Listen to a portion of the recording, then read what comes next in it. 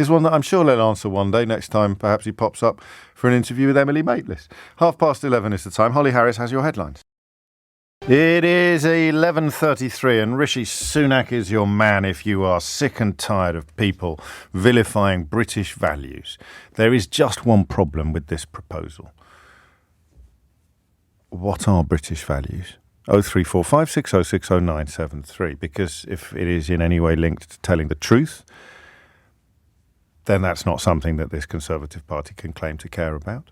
If it is in any way linked to looking after each other, then that is not something that this Conservative Party can claim to care about. If it is any way linked to equality or integrity or diversity, then those are not things that this Conservative Party can anyway claim to care about. And let's be a little bit more specific. If it is, for example, things like the rule of law or the independence of the judiciary, then that's not something that this Conservative Party can claim to care about. They routinely launch attacks on lawyers and nod along when the Daily Mail attacks High Court judges. What about academic freedom? That's a British value. Some may argue that in the modern world, at least, we were among the countries that invented it. No, they don't like academic freedom. Just think back to that government minister who wanted to make a list of academics that were telling students about the idiocy of Brexit. So so it's not the independence of the judiciary. What about the church? Is it the church? Is that a British? No, of course it's not, because they attacked the Archbishop of Canterbury, didn't they, when he told the truth about the Rwandan deportation scheme. So it's not the independence of the judiciary. It's not academic freedom. It's not Christianity as represented by the Church of England. It's not media freedom, because they are quite open about how much they hate the BBC and want to sell off Channel 4. So it's not the independent judiciary. It's not independent academia. It's not an independent academia. It's got nothing to do with the Church of England, nothing to do with the rule of law, nothing to do with a free speech or a free media. Freedom of expression? No, because they don't even think the National Trust should be allowed to do stuff about actual history that people may find uncomfortable. So what are these values? What do you think Rishi Sunak's Conservative Party membership considers to be British values? And listen, I think this is true, but you're more than welcome to challenge it. It's like political correctness.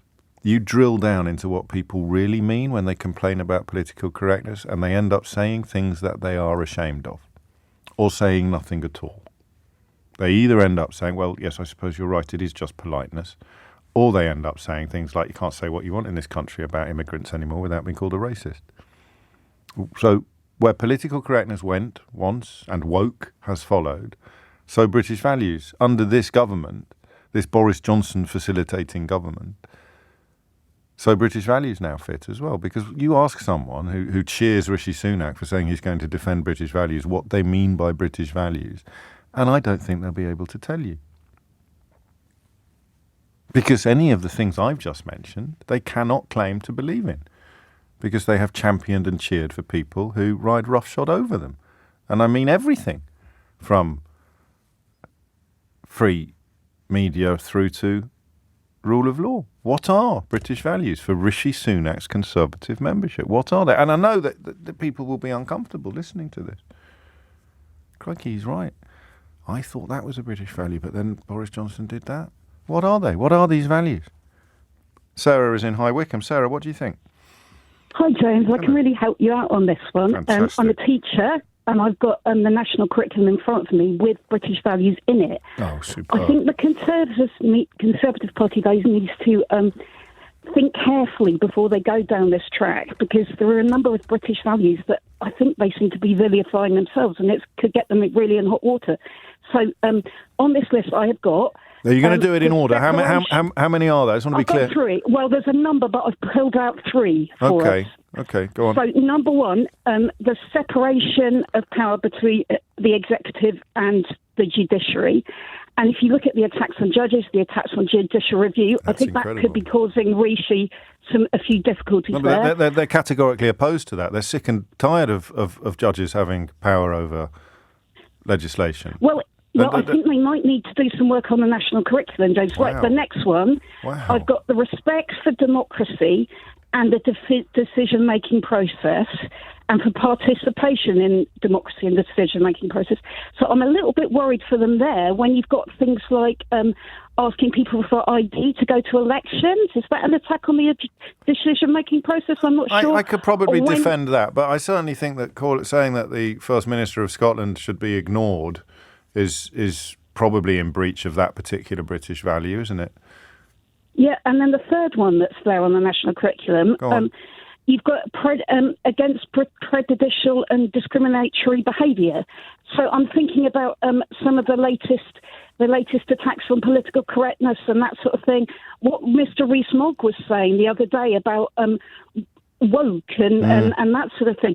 So I think Mr. Sunak needs to look very carefully at the national curriculum before he goes down this path. It's a really good call. And it's a bit bonkers, isn't it? Because what they say when they talk about British values and the people that this policy, putative policy, is designed to appeal to, that they're very cross that they're not allowed to be prejudiced and discriminatory as much as they used to be.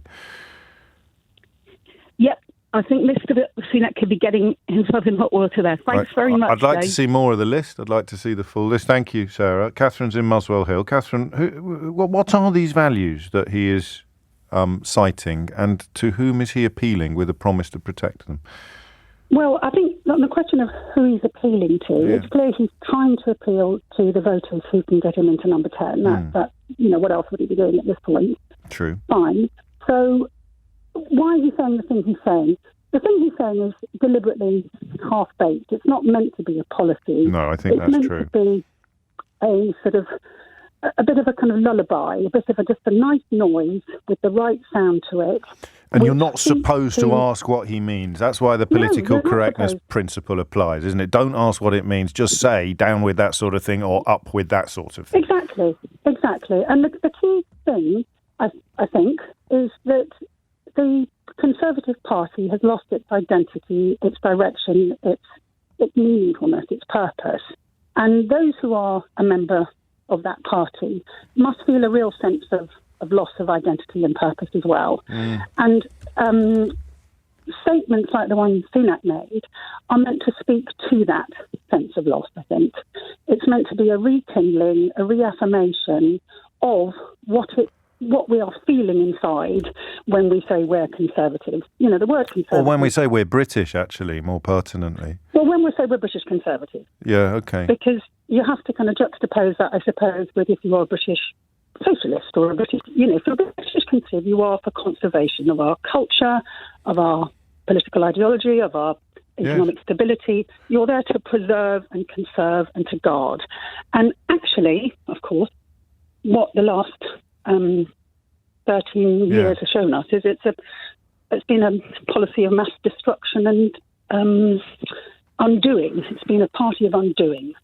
And trying to rekindle a sense of who you are, of the kind of country you want to live in and be representative of, is all that is trying to do. It's totally half-baked. It's half-baked because it's not made for baking. It's not made for that. It's made as a kind of, there's a kind of picture on the packet before you buy the food.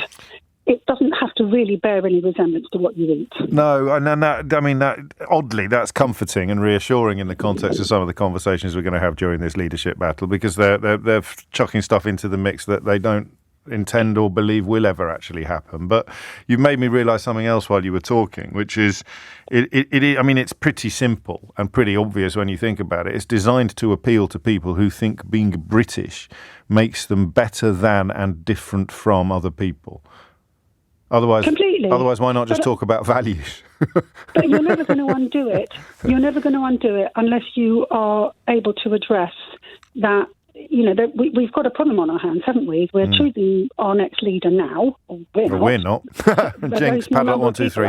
Yes. And you'd be a fool if you didn't speak directly to those people at the kind of profound level where they feel most vulnerable and that sense of loss. Yeah, and yet they are among the most secure and privileged people in the entire population. It's odd that so much effort and energy is expended trying to deal with their vulnerabilities and sense of loss, isn't it? When they're most financially and emotionally comfortable. But in terms of purpose and belonging and relevance, I think they don't feel that way. No, they don't. They're terrified of change. They're terrified of modernity. And they're mostly, I think, terrified of admitting the horror of Brexit. That's a huge part of it, because Brexit was built entirely upon the myth that being British somehow bestowed actual character attributes or somehow made you different from or better than other people. So that combination of fear of change, fear of reality, fear of the truth, and that addiction to meaningless slogans like, take back control, or in this case, British values. What does it mean? What's the difference between a British value and a German value? What's the difference between a British value and an Irish value? Yeah, exactly. I'm going to go to the break a little early, because after the break, Stephen Gray will join us again. You'll remember Stephen, the investigative reporter at Reuters, who's put together an astonishing documentary podcast about Daphne Caruana Galizia, the Maltese journalist who was murdered while investigating epic corruption in the Maltese government. And it's an amazing piece of work that we will find out a little bit more about after this. 11:47 is the time. You're listening to James O'Brien on LBC, where I have arrived a little late at the party when it comes to some of the investigative journalism being done in podcasts, but better late than never. And I've mentioned on a couple of occasions that we would try to bring your attention to some of the best, including, coincidentally, the work of a brilliant young journalist called Paul Caruana Galizia.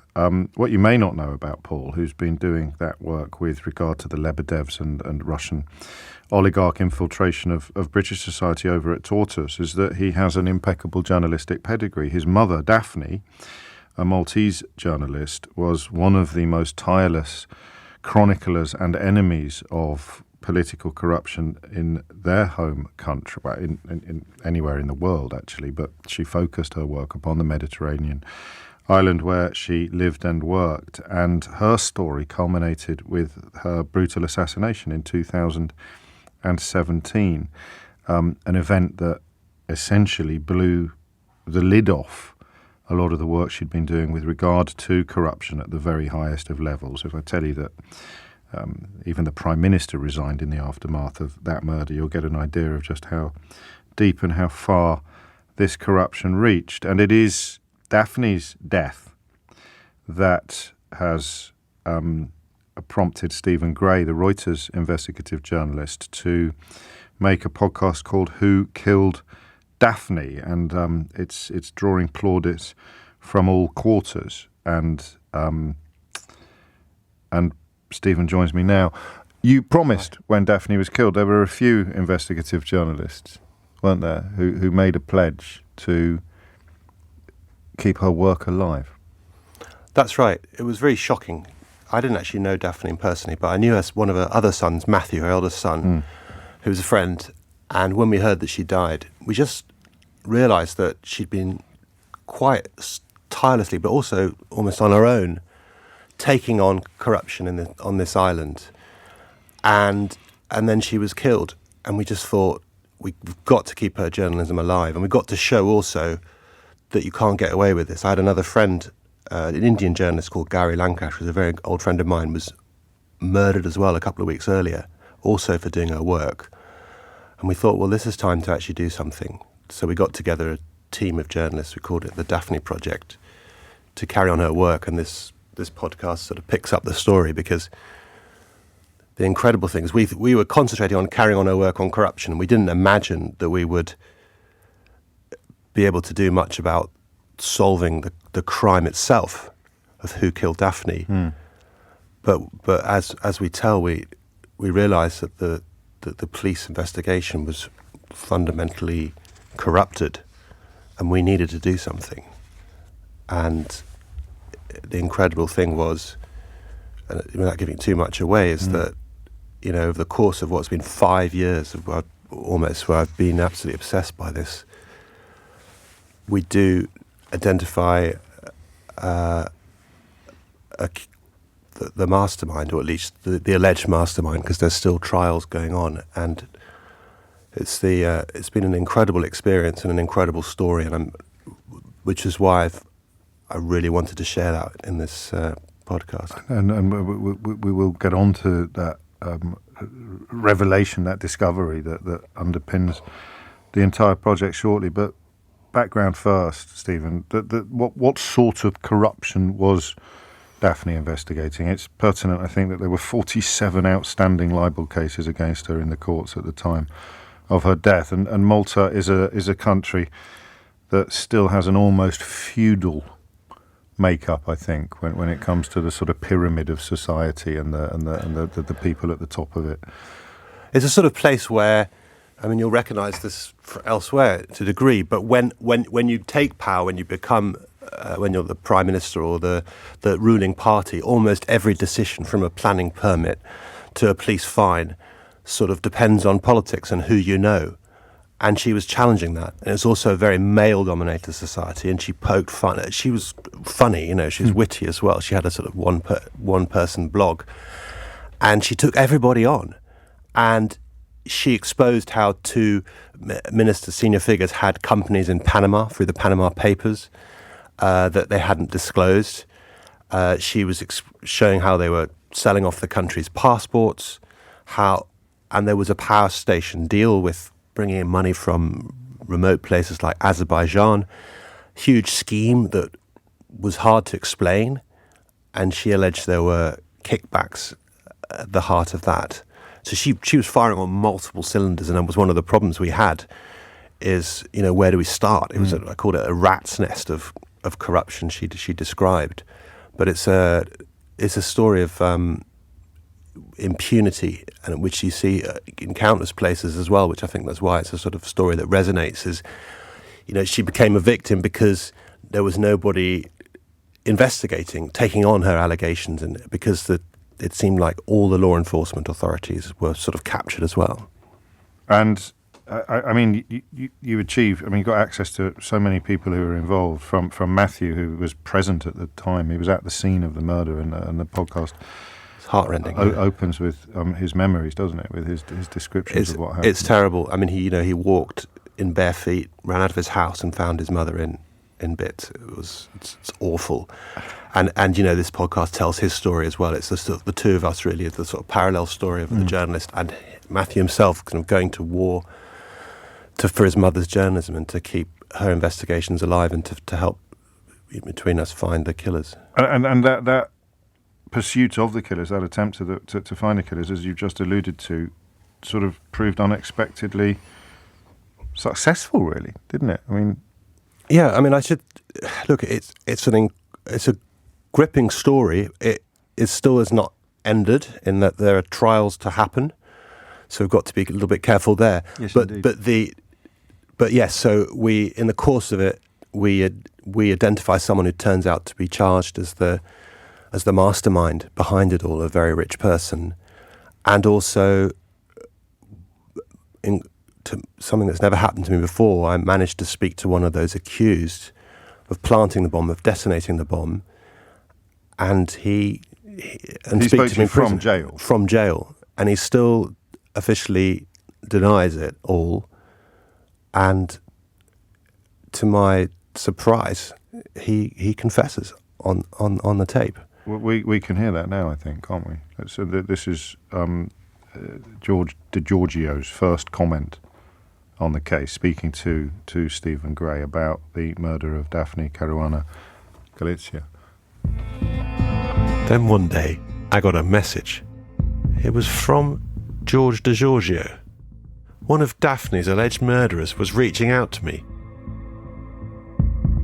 A few months later, I was speaking to him in prison. Hi. Okay. Yeah, good. What's the story? Well, I'm still in Malta, still trying to work out what the truth is. I sent you a letter. Did you see that? Yes, I see it. Yeah? Can you say that there is more to come out? Of course there is, yes. There is plenty to come out. George told me he'd been looking to make a bargain, to get a plea deal like the other alleged hitman Vince Muscat. And you were prepared to testify? Of course. Yeah? Of course. And what would you ask in return? Do you need anything in return for that? I mean, the other guy, he got 15 years. The other guy, You want the same deal as he did? the same or maybe less. I ask him what he's prepared to testify. As he answers, I can scarcely believe what I'm hearing. It was a previous attempt to offer to kill Daphne. Yes, and I've got deposit as well. You got the deposit? Yes. Wow. Everybody knows. Everybody knows. De Giorgio was claiming that he'd been hired to kill Daphne before. And he alleges the order came from a top Maltese political figure. He was saying there were, in fact, 2 contracts taken out to kill Daphne. And he says he met this person face to face. He told me what he wants to do, Right. how much and shit like that, you know. He wanted Daphne killed. Of course, that's why he wanted me. That's what we discussed. Yeah. I said send the deposit and we start. De Giorgio says he will name him to the police or a magistrate if he's called to testify. And what was he offering? 150 I asked him. 150. 150,000 euros. The same price as when the plot went ahead in 2017. That's why I was the one to tell my brother 150, because I already was dealing before. Yeah. You understand? Did you actually know Daphne? I mean, you know how big... No. You didn't know what a big... But I knew I would have gone for 10 million, not 150,000. 150,000. So you were surprised by the reaction? Of course. Yeah. Of course. It's breathtaking, really, isn't it? So the idea that if he'd known what a big deal Daphne was... And he goes on to chuckle. There's this laugh when he says, it was all just business. I'd expected him to sort of... He's saying... I mean, what a place. Someone had actually tried to kill Daphne before. There was a second attempt, is what he says. But then he confesses and says, he would have asked for 10 million if he knew what it... And as you mentioned, the case is still ongoing, but it's just a remarkable position to find yourself in as a journalist while your story is still unfolding. In some ways, he's provided an ending. It's incredible. I've pretty long in the tooth, been a journalist for 30 years now. I've never actually found a killer confessing. What happens next? I mean, the trial, most obviously, but do we know whether or not he is coming to an accommodation with the magistrate, whether or not he is going to be naming names, as it were? There's a trial coming names up. that you know, but obviously can't say on the radio. Yeah, because, he says that he will make a deal, and he will not let this trial go down, and he will not go down alone. There's still so much corruption there that hasn't been investigated. The family is still waiting for justice. But I think we've done a job, all of us, in showing that you can't just snuff someone out like this and expect the book to be closed. Because they did expect that to happen. I think they did absolutely expect it to be the closing of a book. They didn't know what they were taking on, and that we're not going to allow this to happen. And it is time. I hope it's a model for elsewhere, that when you see people do act alone, and there's lots of people writing blogs and doing their best, but we've got to show that you can't just using, whether it's lawsuits or the ultimate, you can't silence just snuff the truth. You can't just silence it. Yeah. Where can people... I mean, it's available in all the usual places, isn't it? Who Killed Daphne on Wondery, Apple, and all major podcast platforms.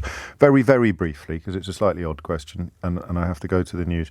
You mentioned how long in the tooth you are, Stephen Gray. Just a word on the power of podcasts as a journalistic tool, because it's hard to imagine, in the absence of a television commission or something like that, where you could have got the time and the space to undertake a project like this, say, 10 years ago. No, absolutely. But I do think it's a great opportunity to get to share what we do. We spend months on these stories. Yes. And, we've spoken before about some of the investigations we've did on, COVID. And, you write these articles, a few thousand words that represent weeks or sometimes months of work. And that's a certain audience that reads them. This opens up a whole different audience. So exactly. I think it's wonderful. And you get to hear people. And I think when you actually listen to that last episode there and you hear his laugh, that tells its own story, and that's the power of audio. Indeed it is. Thank you very much indeed, Stephen Gray. As I mentioned, Who Killed Daphne is available on all the major podcast platforms. The time now is 12 noon. It is 4 minutes after 12, and someone sent me the values and principles of the UK that need to be understood and indeed abided by if you wish to be a permanent resident or citizen of the UK. It's going to make pretty grim reading for a lot of Conservative MPs, not least the ones apparently cheering Rishi Sunak's determination to defend British values. We may return to that at some point. But I want to move on to something completely different now. I don't know that we can do 3 hours of politics every day. I think back to Sarah in Valencia, and we need to have a little bit of light relief. I don't know quite how to categorise this story. At first I thought it was boring. And then I read something on Facebook. Don't laugh. I read something on Facebook, and I'm not going to, because I'm not going to be indiscreet, because the person that wrote it is, I haven't run it by them what I'm going to do today. But it focused my mind, and it's a respected author. It's a Facebook friend of mine who's a respected author. So it's not your Uncle Keith with this anti-vax nonsense or anything like that. But it really stopped me in my tracks. Waitrose has advised shoppers to eat tinned food once a week to cut down on food waste. Okay, that's not the story.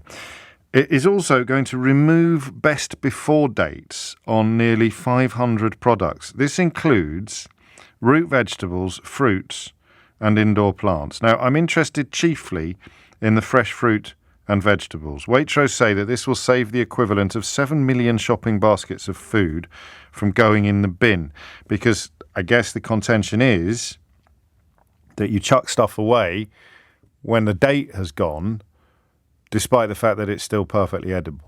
Now, if you went to boarding school, I suspect you're immune to sell-by dates, because you learn pretty early. I guess things have changed ever since, but you learn pretty early to just smell stuff before deciding whether or not you're going to eat it. And that goes from your milk, your breakfast milk, to pour over your cornflakes. In fact, briefly, before we get stuck into this story, I told you about the egg sandwiches once, didn't I? I must have told you about. So if you're cooking scrambled eggs for 50 hungry schoolboys, right, you know when something's gone wrong if you're in that kitchen. But you've got 50 hungry schoolboys out there, and you've got to serve the eggs. So this was at my prep school, which is a school you go to between the ages of 7 and 13. And I used to get into trouble for not clearing your plate. Oh man, do you know, the back of my mouth just watered. You know when you're about to be sick? I literally just got a sense memory there for this story. You may not want to listen to this, actually, if you're having your lunch. So they brought in this enormous vat of scrambled egg, and I think I was on duty that day, so I'm serving it out. And it stank. It was rotten. I don't know how many rotten eggs would you need in a vat of scrambled eggs in order to pollute the whole? Would it be all of them would be rotten, or just 1 or 2 of them would be rotten? And for the only time, I was at that school for 6 years. I was a boarder for 3. For the only time in living memory, whoever was on duty, whatever teacher was on duty that day, said we didn't have to eat it, sent it back because it stank, and they would get a different breakfast. So we'd be there eating porridge and gruel. And whichever teacher was on duty would be brought a plate, a full English every morning from the kitchen. So they'd be sitting there tucking. It's like something out of Oliver Twist, isn't it, looking back? And our parents paid for the privilege. So the teacher or the headmaster would be sitting there having lovely marmalade on toast and a lovely bit of black pudding and so. So how would you like your eggs this morning? So poached, I think, matron. And we're sitting there eating rancid eggs. There was a lovely lad, I won't name him now because we're mates on Facebook and I don't want to embarrass him, but he'd eat anything. He was like a human dustbin. The boiled eggs were disgusting. And if you weren't sitting near one of those big radiators, you know the sort of radiators you can sit on? If you were lucky enough to be sitting near a radiator, you could secrete your boiled egg down the back of a radiator, and presumably the school cleaners would get rid of it later and you never got into any trouble because they had sympathy for us. But if you weren't sitting near a radiator, they used to watch you like hawks to make sure you ate everything. Your only option was to swap eggs with this lad who'd finished it. So he'd get through 5, 6, 7 eggs. It was like Cool Hand Luke. We mentioned that yesterday. And what you'd have to do is swap your full egg for one of his empty eggs so you could put the empty egg in your egg cup even, and he'd eat. But if you couldn't get near him, you had to eat the bloody egg. And they were disgusting. Absolutely disgusting, but edible compared to the day that they served this enormous tureen of scrambled eggs and the teacher on duty actually sent it back to the kitchen. Can you guess what happened next? So we had a school trip that day, right, to Goodrich Castle, which I think is in Herefordshire, isn't it? It'll be on the borders with Wales. We had a school trip to Goodrich Castle, and school trips were quite exciting because you were guaranteed some edible food. You'd get a bag of crisps and a penguin. And a little sort of cup of juice, you know, with the peel-off lids, those little pops you'd stick a straw. And you'd get a sandwich or a sausage roll or something that had come from the kitchen. You know where this story's going now, don't you? So we're all quite excited because you live in a state of permanent hunger if you went to boarding school in the 1980s or earlier. And we're on the school trip and we're quite excited because we've got our guaranteed bag of crisps and a penguin. Plus the nice little juice and usually an edible sandwich, because you can't go wrong with a cheese sandwich, can you? Even if you've got incredibly low quality food in the kitchens and people who aren't exactly committed to their work or taking enormous pride in it, a lovely cheese sandwich, you can't go wrong. Yeah. They used the eggs that had been sent back from breakfast. I can't know how many £1,000 a term this school was. I daren't look it up. They used the eggs that had been the rancid, rotten eggs that had been sent back from breakfast were spooned into bread rolls and then wrapped in cellophane for our school trip to Goodrich Castle. Somewhere on the Welsh-English border, I suspect it's gone now, but there would have been a very, very large pile of rancid egg rolls sitting in some woodland in the shadow of the castle. So there it is. Oh, my mouth's gone again. That smell, man. Anyway, 11 minutes after 12, there was another kid. I'll tell you about this another time. He ate so many pot noodles that his inside seized up, but we'll come to that on another occasion. So I saw this story and I thought that's no biggie. Sell-by dates, you generally ignore them anyway. You can tell, can't you, when something's gone off. A bag of salad sometimes seems to go off before the sell-by date because, I don't know, and sometimes you could just open it, smell it, sniff it, have a little take. Carrots, lots of things with sell-by dates on them. The sell-by date is almost arbitrary. But why would they abolish them? Why would they announce that they're abolishing them? And then I read this on Facebook. If they cared about the environment and reducing waste, they would have ditched the acres of plastic packaging long ago. This is about COVID and Brexit destroying supermarket supply chains and companies like Waitrose, Marks and Spencer's and Tesco losing vast amounts of money as fresh produce rots in the ports or doesn't make it to the warehouses on time. So now they're removing best before dates from the rotting food. We'll be buying, still wrapped in plastic and so impervious to our smell testing, this leftover food. Apparently some supermarkets will even be removing best before dates from dairy products. I haven't seen that yet. So if the milk you buy smells off, it's off. But hey, too bad, you've already bought it and opened it, so you won't get your money back. You probably would if you could be bothered to take it back. And it just made me think.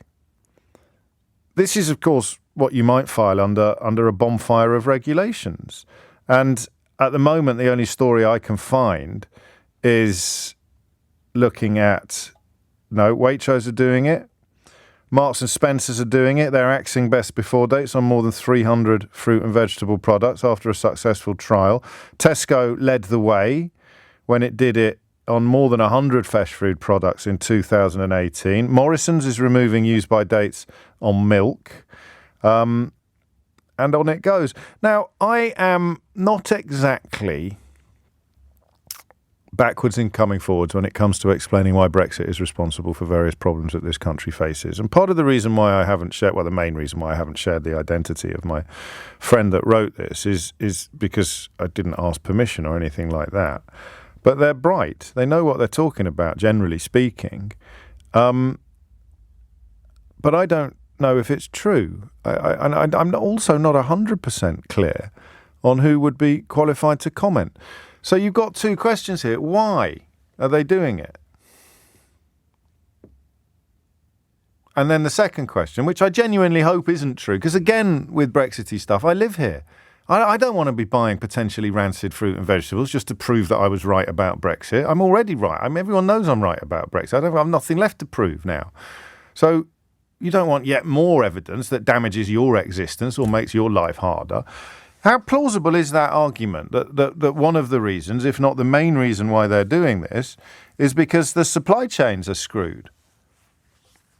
for a lot of fresh food, and therefore it makes sense for them to take the best before dates off them. It means that while they're telling us that this will actually stop us throwing away perfectly edible food, we're going to be buying food that isn't going to stay edible for very long. I don't know that I'd go so far as to say that we're going to be buying rotten food from the get-go, from the actual shop, but I do think that you're going to be buying food that hasn't got long left. So how often do you, for example, when you're in the supermarket, have a little rummage around at the back of the shelf for stuff that has just been put there? So it's got a longer sell-by date on it, which means it can stay in your fridge for longer.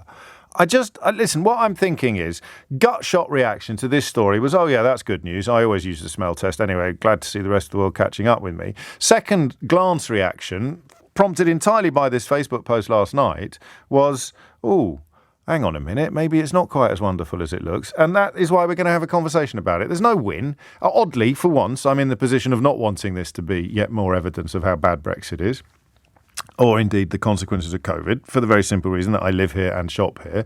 But if you think it is, or you think it could be, or you know it is, then I want to hear from you as well. 0345 6060 973 is the number that you need. I think best before dates are a bit silly in many cases, and sometimes do more harm than good because they prompt us to throw away perfectly edible food. But surely we just need re-educating about sell-by dates. Removing them entirely does give some credence to the notion that there's rather more to this story than meets the eye. But I want to know what you think. It's 12:16. 12:17 is the time. Don't throw away food that's still edible. How do you know whether it's still edible? Have a little squeeze, have a little sniff, have a little look. Or remove all best before dates from crops, from fruit and vegetables in shops, which surely opens the door to the possibility of buying stuff that's going to have gone off by the time you get it home. Your thoughts, and more importantly, your insights and knowledge. Simon is in Sleaford in Lincolnshire. Simon, what would you like to say? Hi, James. Hello. I worked for a very well-known German supermarket for 10 years. Yes. I sort of retired from the beginning of July. That narrows it down. 52-48. Yeah. Go on. It was when I started, we never put sell-by dates on fruit and vegetables. But there was a code on there that allowed us as employees to know whether it was going to go off or, whether to remove it from sale. Oh, how interesting. And a few years, so it is still regulated by members of staff of the store. Now, a few years later, they did put sell-by dates on the fruit and vegetables, and I certainly noticed that the amount of waste went up because people were then, as you said earlier, were rooting around at the back of the shelf and going for a better sell-by date when the stuff at the front was perfectly good. And if you go back into some of the stores now, you'll certainly notice things like bananas don't have sell-by dates, yet some people are still buying those. And they even removed the labels from cucumbers for a while, and people were still buying those. We never had any returns, but they were out of date. And my belief is the Department of Agriculture, Food and Fisheries don't actually require you to have a sell-by date. That was always the regulation I was told when I first queried it. It's the difference between best before and use by, isn't it? So use by dates are probably going to remain, are they? Yeah, I mean, you guaranteed, 2, 3, 4 days on a product, but they are always. I'm trying to just cast back. I'm sure it was a sell-by date rather than a use-by date. And as you suggest, certainly things like potatoes and onions, which have a very long shelf life, you can stick them in a dark cupboard and they'll go on for months and months. Obviously, some of the tropical fruits and things may not. But what also we forget is that a lot of our fruit and vegetables in this country, and coming from Lincolnshire, of course, we have huge warehouses in, Spalding and whatever. A lot of stuff will arrive from overseas, put into the warehouse, and they're actually stored for about a year in very, very controlled conditions. So you're not necessarily getting it fresh in the first place. Though, of course, that's a completely different argument. It is. So you're quite comfortable with this proposal then? Yeah. Good. Because there is still an amount of control from. I mean, it could be both, couldn't it? I mean, it could be that actually we are having. I mean, inevitably with supply chain issues, the stuff that's arriving in our shops apart from the stuff that's been stored for a year, as you described, which is not going to include a lot of fruit and vegetable, but is going to include some. It may well be that there have been problems in the supply chain, which means the stuff on our shelves is not as fresh as it used to be. But that doesn't, in and of itself, make it a bad idea to remove best before dates from products. But certainly things like dairy produce means I would be a little bit more sceptical on that kind of thing. That I think where the sniff test comes in, because I bought dairy products and they're within the sell-by date, and you give them a sniff and think, well, that's gone off because of issues with transport or storage. So I would still, I would balk at the fact that they would take sell-by dates off something potentially more hazardous as dairy products than maybe fruit and vegetables. You say, you can see whether fruit and vegetables is going off just by looking at it or giving a little bit of a sniff test, but you don't want to be carrying... Yeah, I mean, the distinction between used by and best before is helpful, but the Guardian reports that Morrison's has announced plans to remove use by dates on milk and encourage customers to use a sniff test. You can't walk around Morrison's sniffing milk, can you? You'd get arrested. No. You can, and then if it's at home and it's gone off by halfway through the pint, you can't really take it back. I like this. I mean, as a conversation, I like this because it is a lot more nuanced than I originally realised. But there's definitely merit to both sides or all sides of the argument, because there's probably more than two sides. I don't think I want my supermarket to stop selling milk with a use by date test. I mean, very simply, and also we don't drink a lot of milk in our house. I'm the only one that has it, really. So I quite want to get it as fresh as I possibly can, with the longest gap between putting it in the fridge and having to pour it down the sink. 22 minutes after 12 is the time. Vince is in Lutterworth in Leicestershire. Vince, what do you reckon? Oh, hi there. Yeah, first-time caller. So maybe it's the pessimist in me. Go on. But I will just say, actually, your last caller put up some great points. But I actually think it's probably more profit-driven. Yeah. So to give you an example here, I bought a pack of flat nectarines from Waitrose last week that had the little yellow reduced sticker on because they'd reached the end of their sell-by date. Right. They're still sitting in my cupboard. They're still perfectly fine to this day. So you take away that use-by date, you stop them having to put the little yellow stickers on, sell the produce for a little bit less. And but I say, maybe it's the pessimist in me. No, it's not. You're not being a pessimist. You're just saying that. I mean, if it didn't have the date on it at all, then you wouldn't be buying it at a knockdown price because it's closer to expiry than other stuff in the shop. Exactly. No, I mean, I'll actually say I agree with them taking the best before dates away. It means I'm going to get less cheap things, but I actually think it's the correct course of action to say, you use your common sense. Is that fruit rotting? Maybe don't buy it. Is it? Yeah. And who's this designed to really help? Consumers or retailers? Retailers, obviously, but they need to put a consumer-friendly face across it, don't they? They need to make it look appealing to the consumers when actually it's possibly more about driving up their bottom line. Quite a lot of people with long COVID who've lost their sense of taste and smell are going to be in a little bit of bother as well, possibly. They'll be relying quite heavily on use-by dates and best-before dates. But I go, nuance, thank you. So when are you going to eat these nectarines? Well, a couple of them have gone there. They're mostly being turned into smoothies, not going to lie. But you can use for smoothies. It doesn't even matter if they've turned a little bit, does it? You'll be all right. Exactly, and to be honest, that's why I tend to pick up the reduced fruit for exactly that reason. I have a rule on soft fruits, Vince, on stone fruits. I think once it becomes fizzy to the tongue, then it's time for the bin. It started actually fermenting in the fridge, then in the bin with it. 25 minutes after 12. Posh people boast, by the way, about how... there was an article once I read about someone whose mum used to sort of scrape the maggots off the Stilton at Christmas so that they could cut themselves a nice slice. I probably shouldn't have done this at lunchtime. Sarah's in Fife, the Kingdom of Fife. Sarah, what do you reckon? What do you think of this story? Well, I've got a completely different outlook on it all because I've been running a food waste project throughout the whole of COVID that I set up from my home, which just grew arms and legs, and we look after about maybe 200 people a week from our surplus food waste that we collect. We've put out over 70,000 cooked meals to vulnerable people from surplus food waste safely. And so I see firsthand all different types of food waste that comes in. We get the odd dairy things in, but I have to be honest, the food waste is just not limited to dairy. We are collecting thousands and thousands a night of food waste. So what we do is we freeze all the use-by stuff, so your ready meals, your pizza, your steaks, your chicken. we freeze them on the use by day, and then all the best before items, we would check for any damages. We would check if anything's maybe turning a wee bit. But generally, these items are in excellent consumable condition. And then what we do is we do a pop-up market twice a week in the area. That people that are passionate about food waste or maybe on a budget, they would come along and they would have access to this food for a donation of £2.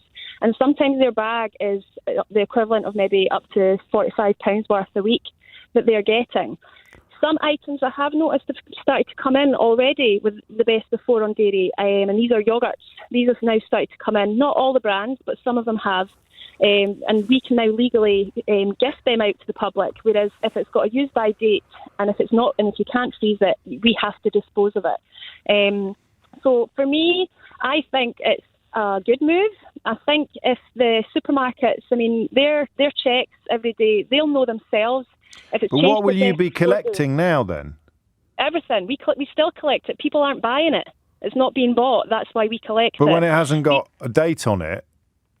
If it's best before by law, legally, and people are happy to take it and, use the sniff test as you say, then that's up so to nothing them. will change for you then, really? Nothing will change. If Except anything, there might be our less. stuff will There might be less available because people will be buying Well, you stuff think that, with the but stuff you on the think that- shelf. No. Let me just work this out. I'm not. This is just me being a bit slow on the uptake because I do shop according to labels quite a bit. I don't eat according to labels. I'm happy to eat something that I've already bought that's gone past the dates.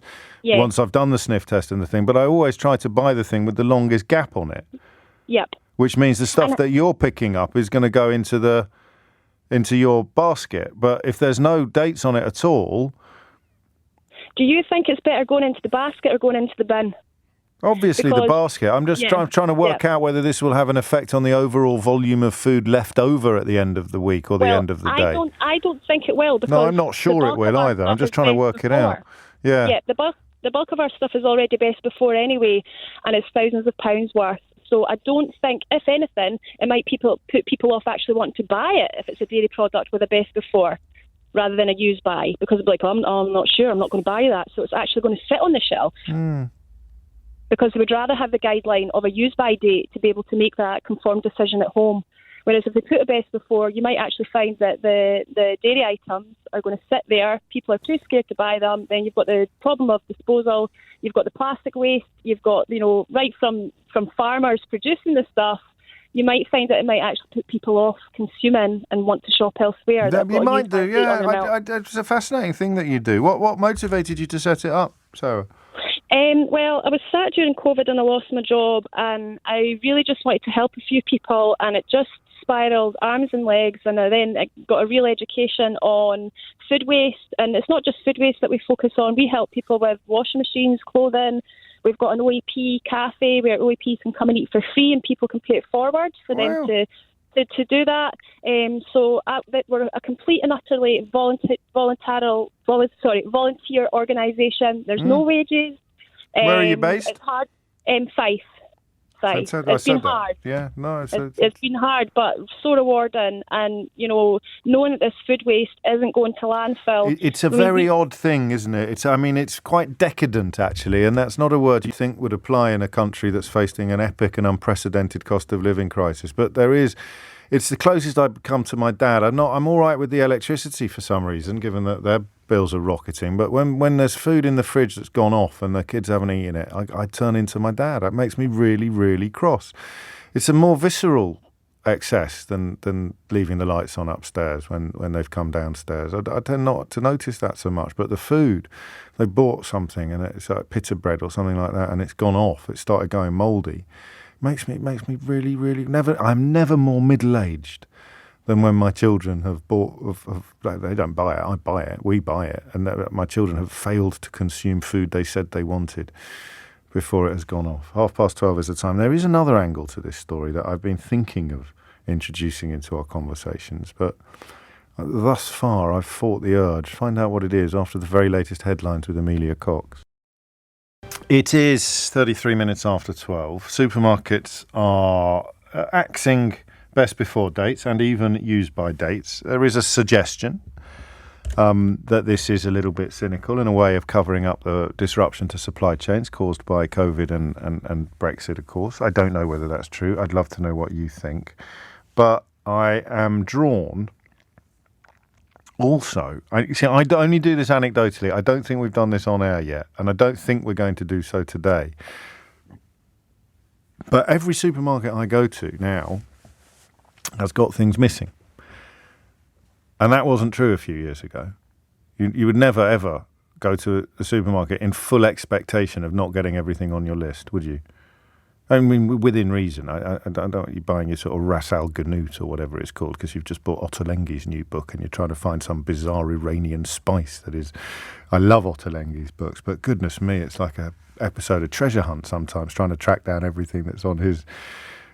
ingredients list, but you don't expect to not get breadsticks or Twiglets. There was no Twiglets in my local supermarket for a week last month, and that must be Brexity. But I don't think people are ready to have that conversation yet. And of course, I can't prove it. So it's a bit like when we had empty supermarket shelves, and there was a strike in Paris at one of the depots, which meant that there were empty supermarket shelves in Paris as well. And all these idiots someone took a picture of the shelves in Paris and everyone was going, oh, how can it be to do with Brexit if it's happening in Paris? He said, well, there's a strike in France and there isn't a strike in the UK.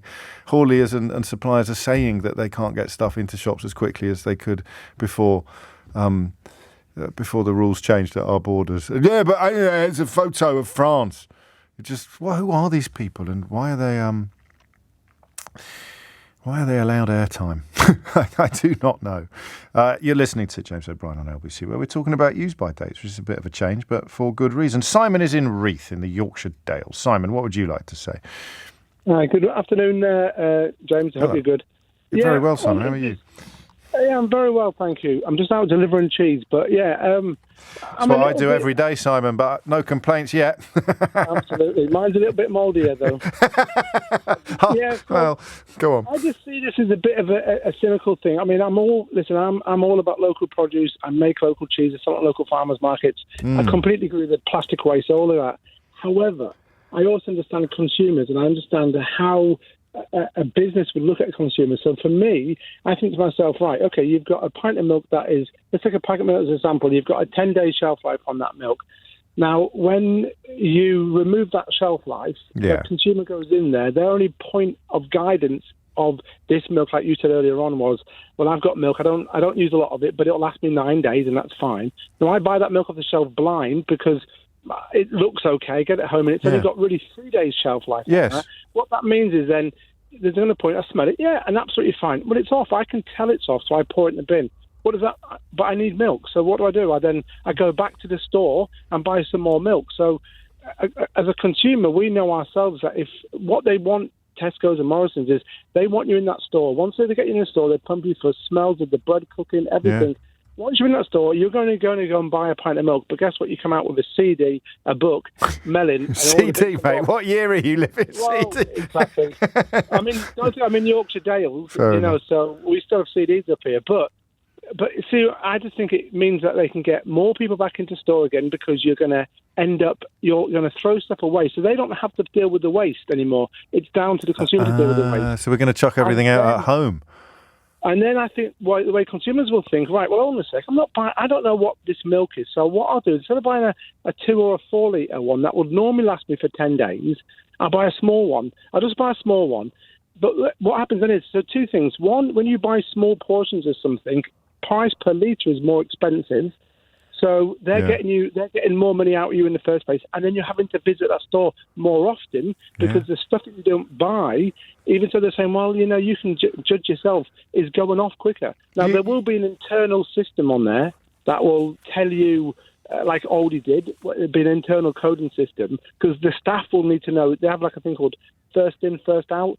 So the staff will need to put stuff at the back. Well, the fellow who worked at the German supermarket said that even when they didn't have dates, they had a code that the staff would know. Yeah, and you can figure the code out. It's not hard to do. I asked my local Aldi years ago, and I said to him, why is your best before dates? And he said, oh, well, we do, I said, well, you really should have a guide for a consumer, because if I'm going to buy something, I'd like it to last as long as possible, please. You know what I mean? Yeah, you've articulated what I spent 40 minutes trying to say and failed miserably. We should do a job swap. I'd love to make cheese for the day. You can come and do this. You've actually been to where I've made... Do you know Richmond? You know Richmond? Yes. The proper Richmond with a castle.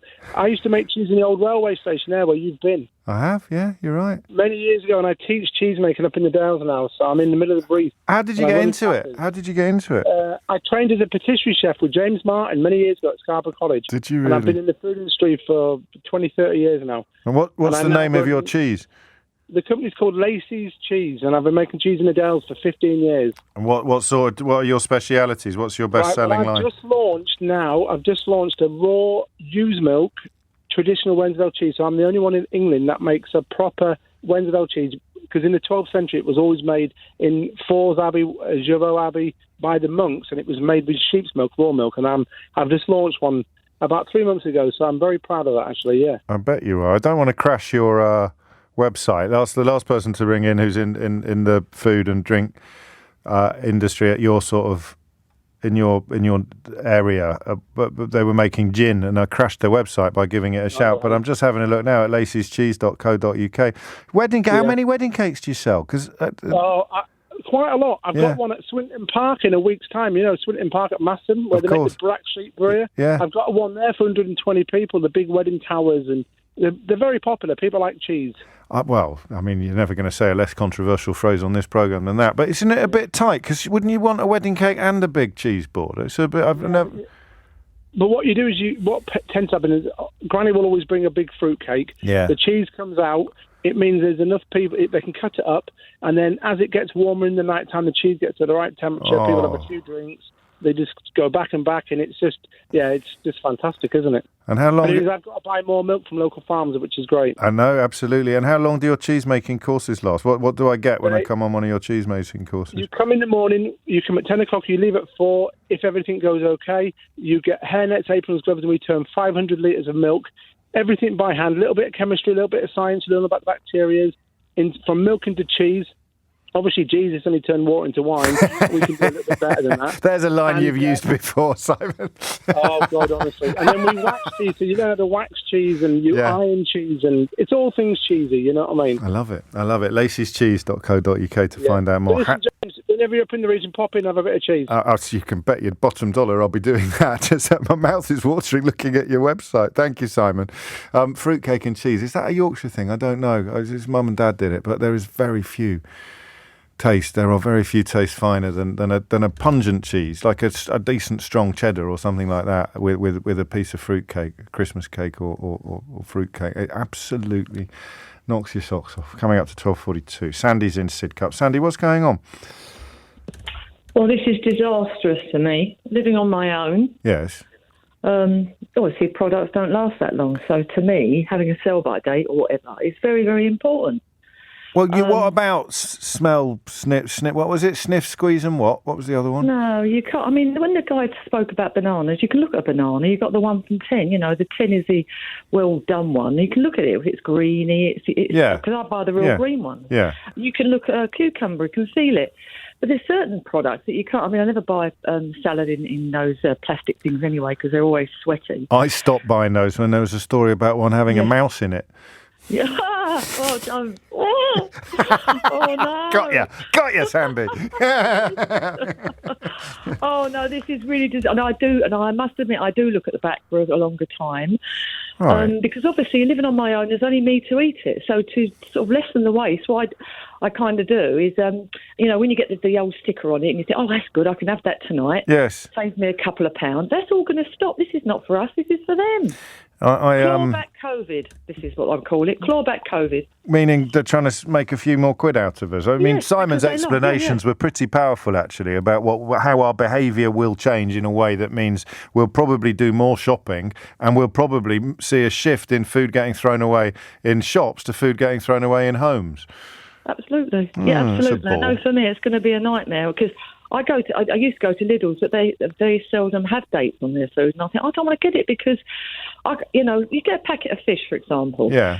you actually need a date on that. Yeah, I don't know. Well, you do on fish. They're not going to start knocking out shrink-wrapped fish that doesn't have a date on it, are they? But also, you don't want to buy with fish, especially if you're doing a weekly shop. You want to buy stuff that's got quite a few days on the clock rather than... That's it, though, James. I don't do weekly shops. I live on my own. Weekly shops for me enough. I can't do it. No. If you think about it, I'm on my own, and I'm not the greatest of eaters anyway. Right. But I love my food. I'm kind of everything's free range, everything's organic, and I'm very, particular. So I look at them and think, where's the date? Where's the date? And then how do you do on it? No, I do share some of your misgivings. I hope they're wrong. I mean, because I wouldn't want your life to be compromised in any way. But the arguments that they're making for doing this seem to be quite self-serving. That is the kindest thing I can think to say about it. Quite a lot of response to the topic that we're not actually talking about, which is whether or not supermarket shelves are noticeably less well stocked lately for whatever reason. No, Brexit. No particular Brexit. Gary's in France at the moment. He says, I've been going to the supermarket in France daily and I haven't seen one shortage at all. The shelves are brimming. I love French supermarkets. Why are French supermarkets so lovely? I do not know. But anyway, as I say, that's not a topic that we're actually talking about. 1:45 is the time. 12:47 is the time. You're listening to James O'Brien on LBC. So, use by dates, sell by dates, best before dates, Brexit, supermarkets, mix it all together, and what do you get? 12 o'clock phone in on LBC. Harry's in South Norwood. Harry, what do you reckon? Hey, good morning, James. Or good afternoon, even. How are you? Very well, Harry. What's on your mind? So, up until March of this year, I was operations manager of a residential homeless shelter where we received lots of donations from food charities like Fair Share, City Harvest. Okay. I'm going to mention the Felix Project. They wasn't one that supplied us, but they're another I've heard food of charity them. out there.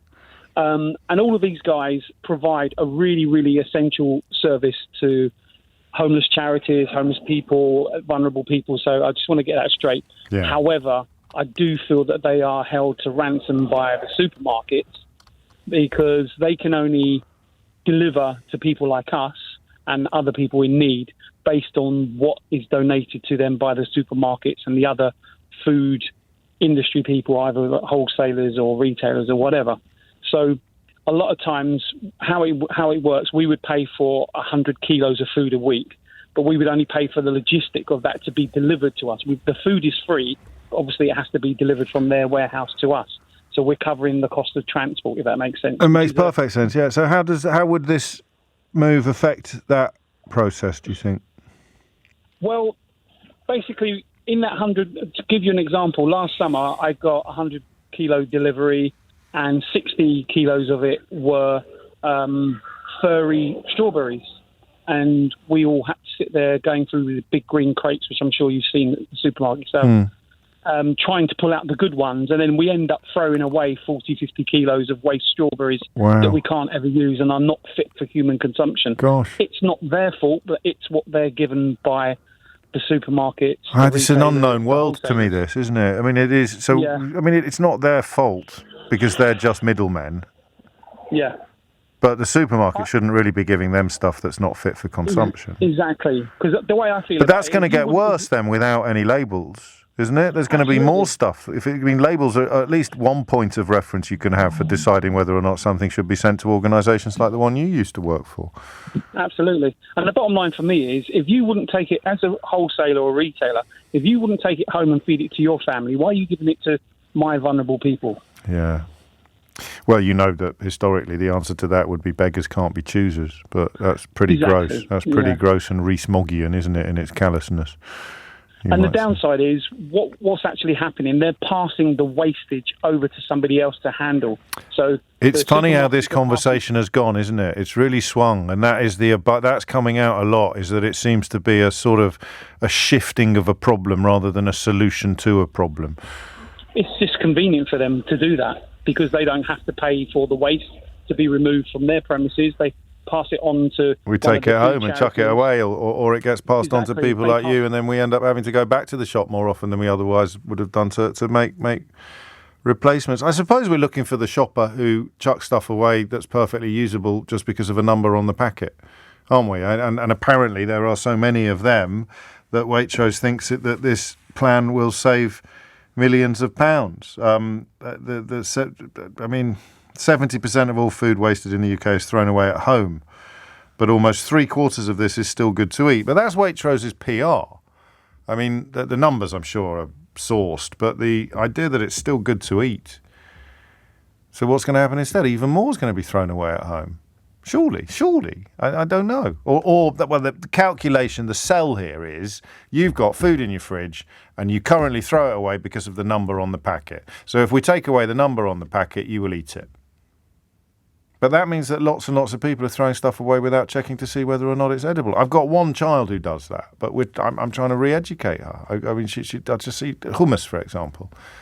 You can tell easily whether hummus is still edible or not. And in fact, furry strawberries, you know, if something's got fur on it, don't eat it. Scrape the fur off and eat it. That's not a good thing to do, but it's an odd one. And yeah, a lot of people very keen to have that conversation that we're not having about whether or not supermarket shelves are curiously and mysteriously less well stocked than they used to be, and whether or not it is a peculiarly British problem. There'll be other issues as well. Look, the wheat coming out of Ukraine is going to have impacted on loads of stuff, right through from breakfast cereals, quite possibly all the way to Twiglets. But other stuff? Why here?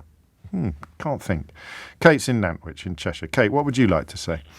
Hi, James. So I think you actually kind of just pointed right towards it, because there's an element of, this is brilliant, they're removing the best before dates, because there is a massive amount of food waste. Yes. The way you were saying about the stats, they will be sourced from the Waste Resources Action Programme. I know those stats well because I work in food waste. So they are accurate. So it's brilliant they're taking those away. And as your argument said there, if there's not a date, you're more likely to check the food. But I think there probably is something about the supply chains. What I think is lacking with all of these changes in the supermarket is an actual education and information for everybody to understand how to assess, but also to understand how to better preserve their foods. So I actually, similar to Sarah, but I don't redistribute food. I actually teach people how to freeze foods in their own homes. So it's not batch cooking. Yeah. It's freezing individual ingredients. And most people don't realise that you can freeze, that fruit, you can freeze those vegetables, and then you can cook them from frozen most of the time, or you can make a smoothie. And I just think that's a massive part of the puzzle that's missing for the supermarkets, where they take away these dates, or they change from a use by to a best before, but they don't give the public any support with, well, what do we do if this food's looking? But why would they? There's no money in it for them. They don't care if it gets thrown away. In fact, in many ways, they'd rather it did, because then you're going to go back and buy more, aren't you? Probably so. So this might work. It might serve a purpose if they put their hands in their pockets and paid for some sort of programme of education and information, which would probably damage their profits rather than improve them, which means, Kate, don't hold your breath. Probably. Yeah. But I think that thing of, in reality, on the stats front, the average family's wasting over £700 a year throwing away food. I can believe that they could have eaten. Yeah. So either this is going to get worse because, as you were saying, foods are going to go off faster, or it's going to get better because we're going to stop throwing away foods that are actually perfectly okay to eat. Yeah. But which way it goes is, I think, going to be so fueled by the individual families and that question of people knowing and understanding that, how they store foods differently, things like your milk going off. If you can decant it into a different bottle, just keep what you want in the door of the fridge if that's where you keep it. Move the rest of it into another bottle and store it. I know this is obviously a bit of a let them eat cake suggestion, but the bigger your fridge, the less food you're going to waste, because nothing gets lost. Yeah, arguably, or as I say, in my world, I don't really have anything in my fridge because I freeze everything because food doesn't go off in the freezer. And do you keep a catalogue? Do you know what's in your freezer without having to rummage through it? I categorise it. Yeah, so I have a drawer for the vegetables, a drawer for the fruit. You can see what you got. You see, I tried to introduce this, but then the children buy a box of Twisters and everything's gone to pot. Potato waffles popping up in the strangest places because someone couldn't shut the freezer door, so they've shut the drawer, so they've taken the waffles out of the box and just sort of dotted them around the place. I'll still eat them. A waffle's a waffle, but it's not good for categorisation purposes. Thank you, Kate. It's been a bit of an education this hour. 12:55 is the time. An awful lot of people very keen to have that conversation that we're not having about whether or not supermarket shelves are looking a little sparser than usual, and what possible reason that could be. Brexit. Estelle's in Lichfield. Estelle, what would you like to say? Hi there, my name's Estelle. I Welcome. work for My RAP, name's James. Which is the... Nice to meet you. You're not a listener, are you, Estelle? Someone's told you. They're talking about your thing on the radio, and you've drawn the short straw, and you have to ring in about it. Well, it's a very friendly show, but we have only got 2.5 minutes left, so do fill your boots, but be conscious of the time. Absolutely, great. Well, no, I thought it would be helpful because we're the organisation behind a big study that was behind our recommendation for supermarkets to take best before dates off fruit and veg. So I thought it might be helpful for the listeners to come on and talk a bit more about that. Absolutely. This is Waste and Resources Action Programme. Correct. So I think your previous caller said that the average family wastes around £700 worth of food each year. Yes. So we're really focused on getting people help with that so they can make more of the food that they buy. And actually what we found with fruit and veg that's got a date label on it is that it's actually not helping us use our judgment of when food is good to eat. And by removing them, it can actually save around 7 million shopping baskets worth of fruit and veg from being chucked away. So this is people, and unfortunately, I mean, it's great that you've rung in, and I'm very grateful. But in a way, I was hoping to speak to a sort of real person who does what you describe. So I'm also a real person. but no, that's why I added who does what you describe, because you clearly, working for RAP, will not be throwing away food that's perfectly usable. And I've read that figure. I've mentioned that figure this afternoon. This huge army of people who are chucking away perfectly edible food because of a number on the packet are going to stop doing so when there's no number on the packet.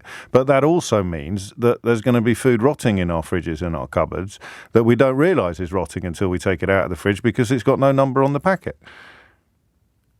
Well, for fruit and veg, they don't have to have a date label on. And actually what our study showed is that it's actually better for people to use their judgment of when food is good to eat if a date label's not getting in the way. And no, I know you said that, but you've got no way. I mean, we spoke to someone who lives on her own, and she uses the use-by dates quite carefully to decide A, what to buy, and B, what to eat, and she's not going to be able to do that. So if you've got a choice between two meals, you look at the dates and think, well, I'll have that one tonight and I'll have the other one tomorrow.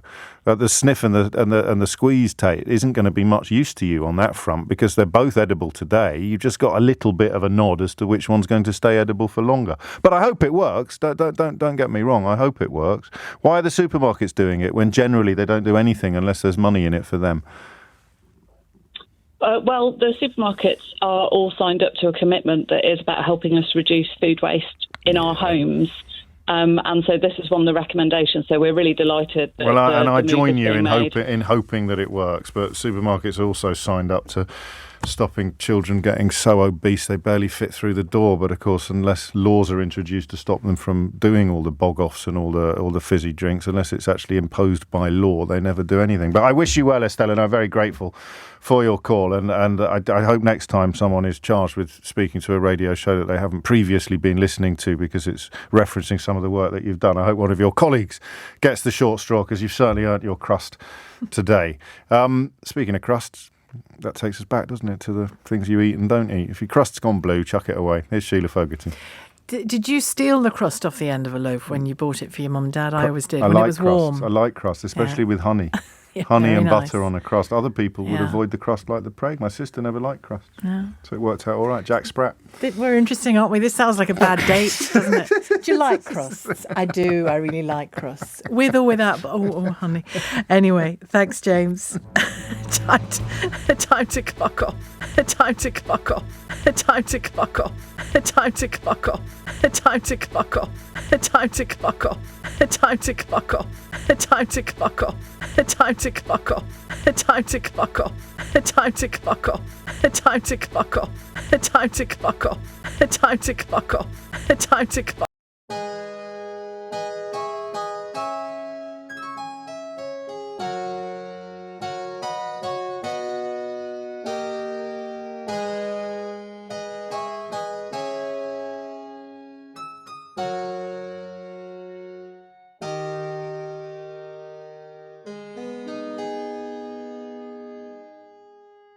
Về đâu anh chẳng thu đêm sầu, lòng ta nhung nhớ bao đoạn trường, từng đêm ta trong gió xưa nhìn sao ta đến